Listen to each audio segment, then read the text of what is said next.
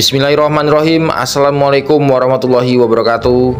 Selamat pagi, salam sejahtera bagi kita semua. Kembali lagi dengan channel saya, Sahabat Tani dan Peternakan Indonesia. Channel menginspirasi anak negeri seputaran perkebunan kelapa sawit dan tentunya dengan program integrasi sapi sawitnya. Teman-teman Sahabat Tani dan Peternakan Indonesia, pada kesempatan kali ini saya akan mereview terkait cara menghitung sapi yang benar di bawah naungan perkebunan kelapa sawit. Teman-teman Sahabat Tani dan Peternakan Indonesia, ini salah satu potret penghitungan sapi di bawah naungan perkebunan kelapa sawit. Kalau kita bisa lihat, ini ada dua orang berfungsi untuk stopper atau mengatur laju keluar sapi dari pintu yang kita sediakan. Kurang lebih ada 1,5 meter. Teman-teman Sahabat Tani dan Peternakan Indonesia, di video kali ini saya sedang berada di kelompok sapi Brahman Cross, bakalan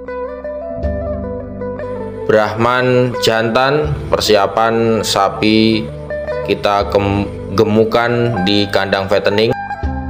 Ini merupakan hasil turunan ke-6 dari program integrasi sapi sawit, sapi-sapi Brahman Cross kelahiran ke-6 yang kita kembangkan dalam pengembangan di bawah naungan perkebunan kelapa sawit.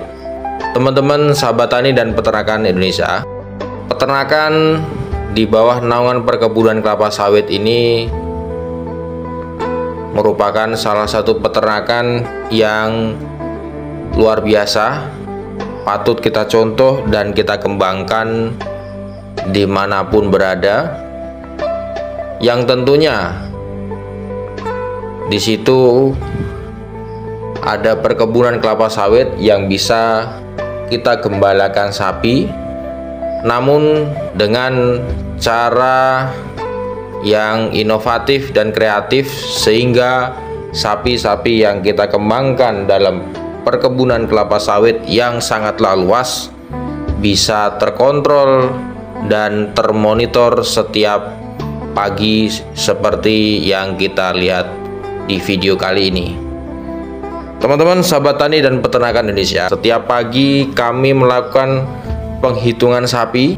Ini di blok kemarin, sapi-sapi yang kita gembalakan dengan luasan hektar 30 hektar, populasi ada 500 ekor, dan berpindah di blok berikutnya 30 hektar, setiap hari berpindah. Fungsi dari perhitungan ini, setiap pagi kita bisa memastikan populasi stok sapi kita yang kita kembangkan dalam stok aman atau tidak berkurang atau tidak keluar dari monitoring kita, yang mana monitoring kita yaitu cuman melalui pita electric fencing atau pita listrik yang dialiri oleh tegangan listrik yang sudah kita atur untuk memberikan efek jerah kepada sapi-sapi yang kita kembangkan dalam program integrasi sapi sawit. Teman-teman Sahabat Tani dan Peternakan Indonesia, dengan adanya perkebunan kelapa sawit di negeri tercinta Indonesia tentunya yang sangat luas, peternakan integrasi sapi sawit ini merupakan kunci atau potensi untuk Indonesia bisa mengembangkan populasi sapi secara besar-besaran dengan memanfaatkan lahan perkebunan kelapa sawit yang sangatlah luas.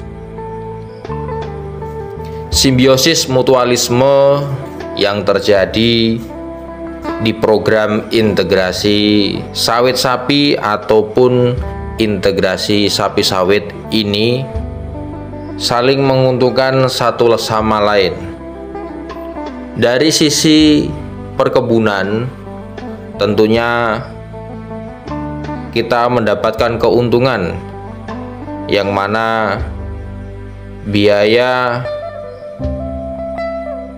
pengeluaran membeli racun atau chemical untuk membasmi gulma-gulma yang ada di bawah naungan perkebunan kelapa sawit tentunya menurun, yang mana gulmanya dimakan oleh sapinya.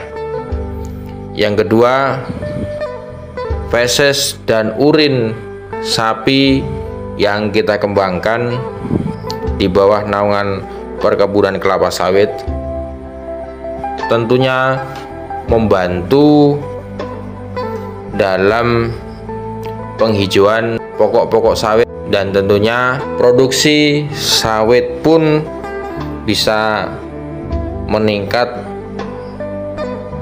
menjadi lebih baik.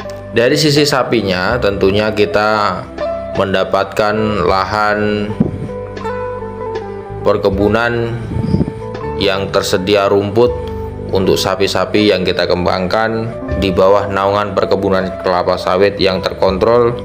Ini merupakan salah satu potensi yang sangat luar biasa yang bisa kita kembangkan secara besar-besaran untuk kita bisa menekan angka impor bakalan sapi, angka impor daging dari luar negeri. Isu-isu miring terkait ulat api, ulat kantong, ganoderma itu tidaklah benar, karena kami sudah melakukan peternakan di bawah naungan perkebunan kelapa sawit ini kurang lebih sudah 9 tahun. Sejak tahun 2014 sapi awal kita udah masukkan di bawah naungan perkebunan kelapa sawit. Populasi saat ini 8.000 ekor sapi yang kita kembangkan di lahan perkebunan kelapa sawit, yang nantinya akan berkembang pesat terus. Kita kembangkan sapi-sapi indukan-indukan produktif yang bisa menghasilkan anakan-anakan sapi-sapi yang unggul, sehingga kita mempunyai bibit-bibit yang unggul untuk ke depan bisa menjadi bibit atau bisa menjadi sapi yang lebih baik. Oke, mungkin demikian teman-teman sahabat tani dan peternakan Indonesia, video pendek yang bisa saya sampaikan pada kesempatan kali ini terkait cara penghitungan sapi, kemudian dampak sapi dan sawit saling menguntungkan, yaitu merupakan salah satu simbiosis mutualisme. Dan semoga apa yang saya sampaikan pada kesempatan pagi hari ini bermanfaat. Salah kurang saya mohon maaf. Terima kasih. Assalamualaikum warahmatullahi wabarakatuh. Dan jangan lupa selalu dukung channel ini agar channel ini tentunya berkembang.